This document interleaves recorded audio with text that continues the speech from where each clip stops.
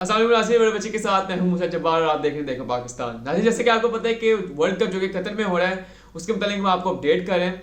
तो कल जो है बहुत ही अहम फैसला हुआ है। जो टीम फाइनल में गई है वो है अर्जेंटीना। द फर्स्ट टीम जो कि अभी तक चली गई है फाइनल के अंदर वो है हमारी अर्जेंटीना।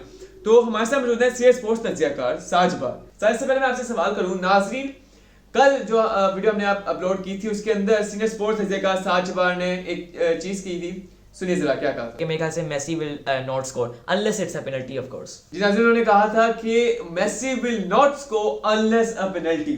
तो सर आपकी ये बात बिल्कुल सही हो गई है। इसके बारे में आप कल के मैच के बारे में क्या तज्जिया करते हैं? बिस्मिल्लाहिर्रहमानिर्रहीम। देखिए मूसा, मेरे हिसाब से जो कल का मैच है, जो आपने बिल्कुल अभी फैंस को बताया कि कल की वीडियो में मैंने क्या बोला था, और बिल्कुल मैंने ये जो चीज़ बोली थी बिल्कुल सोच समझ के बोली थी, क्योंकि जिस तरह मैंने मेसी की कारकर्दगी देखी, unless he is been really good in this world cup. अगर वो पेनल्टी पे चलो अगर स्कोर करते हैं, लेकिन इस वर्ल्ड कप में 6 गोल्स हैं जिसमें से 4 पेनल्टीज पे हैं। तो मेरे ख्याल से मुझे ये लग रहा था कि जब भी बिग टीम आती है तो मेरे ख्याल से ऑन फील्ड स्कोर करना मुश्किल है, क्योंकि मेसी जिस पोजीशन पे खेलते हैं अर्जेंटीना के लिए और जिस टैक्टिक्स के साथ खेलते हैं उसमें उनके लिए एक फील्ड गोल करना बहुत ही डिफिकल्ट है मेरे हिसाब से।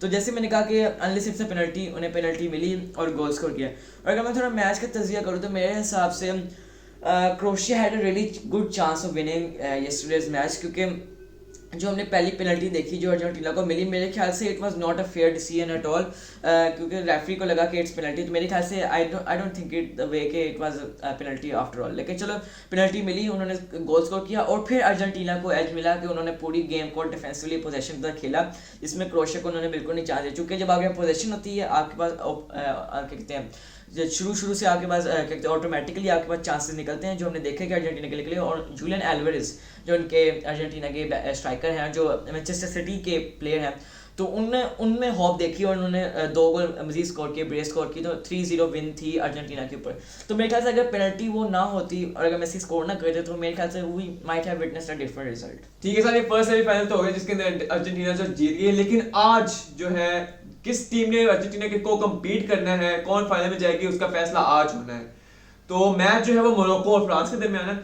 What is your take? आपके ख्याल में कौन सी टीम जो है वो जाएगी फाइनल? मूसा, अगर हम आज की बात करें तो आज it's a big game today, और मोरक्को और फ्रांस के खिलाफ में, और हमने दोनों ही टीमों की कारकर्दगी देखी किस तरह वो परफॉर्म करते करते आगे हैं, क्योंकि मोरक्को भी 2 बिग टीम्स को अभी तक बाहर कर चुकी हैं और फ्रांस भी अभी उनका क्वार्टर फाइनली इंग्लैंड जैसी बिग टीम की हुआ, और हमने देखा कि उन्होंने किस तरह आसानी से उनके ऊपर विन हासिल की। तो मेरे ख्याल से अगर मैं आज की बात करूं तो आज मोरक्को की जो टीम है, ऑफ कोर्स क्योंकि जो हम पाकिस्तानी जो हैं और जितने भी अफ्रीकन मुस्लिम कंट्रीज़ हैं, पूरी दुनिया में जो मुस्लिम्स हैं, उनकी दुआ तो है मोरक्को के साथ। जिस तरह हमने कारकर्दगी देखी कि दुआओं के साथ मोरक्को की परफॉर्मेंस भी हमने देखी इस वर्ल्ड कप में, क्योंकि दोनों टीमों की अगर मैं बात करूँ तो उसमें जो है बोन नो डिफरेंस है। क्योंकि अगर किसी तरह मोरक्को 90 मिनट्स रोक लेती है फ्रांस को और एंड तक अगर ये पेनल्टीज पे मैच जाता है, तो मेरे ख्याल से Morocco has a really good chance of winning this match और they can progress to the finals. But still France के पास क्वालिटी है, उनके पास अच्छे पेनल्टी टेकर्स हैं, लेकिन कुछ भी हो सकता है मेरे ख्याल से।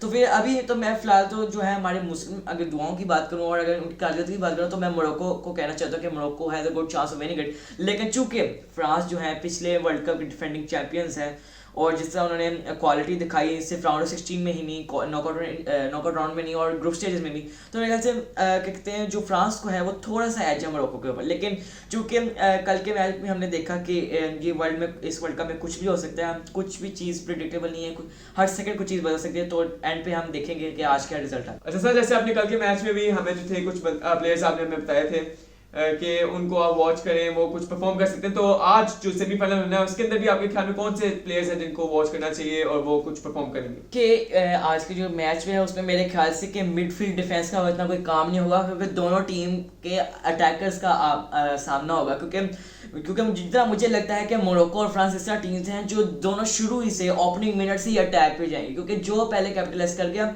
वो ऑफ कोर्स मैच का विनर होगा। क्योंकि फ्रांस और मोरक्को के हमने देखा कि मोरक्को किस तरह खेलती है, उनका काम होता है कि अपने विंगर से बॉल पहुंचाए, वो ऑटोमेटिकली फर्स्ट टच में बॉल आगे करें।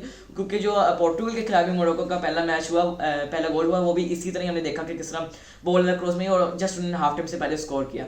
तो जहाँ पे हम फ्रांस की बात करें, फ्रांस के पास मेरे ख्याल से वर्ल्ड्स का बेस्ट अटैक मौजूद है। जब आपके पास विंगर ही हों, किलियन एम्बापे जैसे you know the one of the कहते हैं best youngster in the world. तो जो उनके पास जो स्ट्राइकर है ओलिवर जिरूड, जो जिनका फ्रांस से इतना अच्छा रिकॉर्ड है, उन्होंने फ्रांस की हिस्ट्री में सबसे ज्यादा गोल स्कोर किए हैं इसी ही वर्ल्ड कप के नॉकआउट स्टेजेस। यही प्लेयर्स हैं जो मेरे ख्याल से काफी इंपॉर्टेंट रहेंगे दोनों टीमों के लिए। तो ये किलियन एम्बाप्पे, ओलिवर जिरूड जो है, उसका उस्मान डेम्बेले, ये ट्रियो एक इस तरह है कि ये हर बंदे की डिफरेंट कैरेक्टरिस्टिक्स हैं। हमने किलियन एम्बाप्पे को देखा जिनका पेस है, बॉल प्रोवाइड कर सकते हैं और कहीं से भी शूट मार के गोल स्कोर कर सकते हैं। और जहाँ पे हम उस्मान डेम्बेले की बात करें, उनकी हमने स्किल्स देखते हैं, स्किल्स दिखा के वो किस तरह आखिरी अच्छा पास करते हैं। ओलिवर जिरूड इस टीम में ये रोल प्ले करते हैं सिर्फ एक फिनिशर और कमाल यू नो जस्ट प्लेसमेंट का, क्योंकि जब उनके पास गेंद आती है तो हमें पता चलता है कि व्हाट ही इज डूइंग और बहुत अच्छी तरह बॉल प्लेस करके गोल स्कोर कर सकते हैं। तो ये मेरे ख्याल से बोनो के लिए एक थोड़ा सा बिजी टाइम होगा आज के मैच में, क्योंकि जिस तरह हमने पोर्टुगल मैच में देखा, Bono will not be sitting freely most of the time और he would be a busy man on the pitch except कि जो उनके बाकी 10 प्लेयर। और अगर हम मोरक्को की बात करें तो हकीम जियच जो हैं उनके कैप्टन और उनके विंगर हैं, उनका काफ़ी अच्छा रोल होगा, क्योंकि